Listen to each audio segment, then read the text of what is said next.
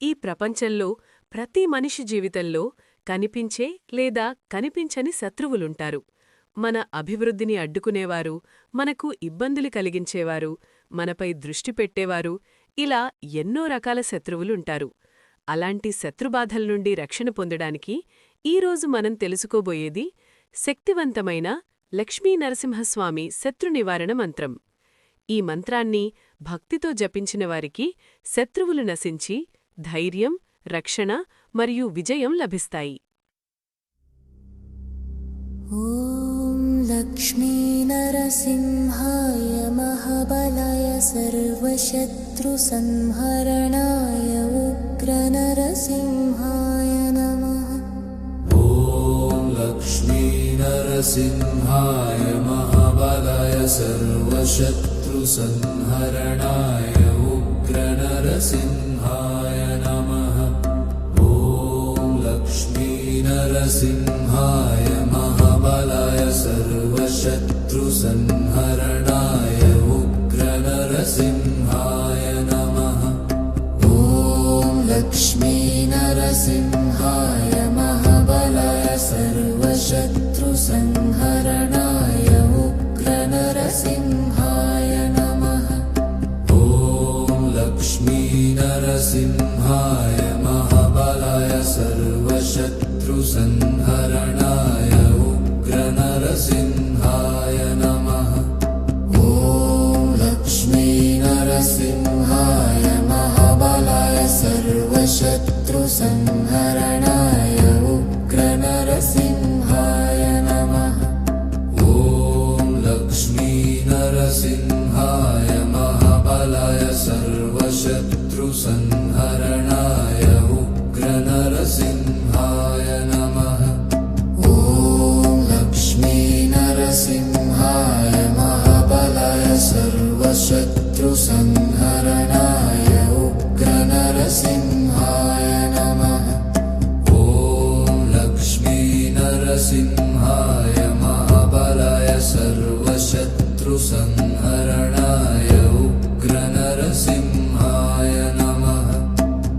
ఓం లక్ష్మీనరసింహాయ మహాబలాయ సర్వశత్రు సంహరణాయ ఉగ్రనరసింహాయ నమః.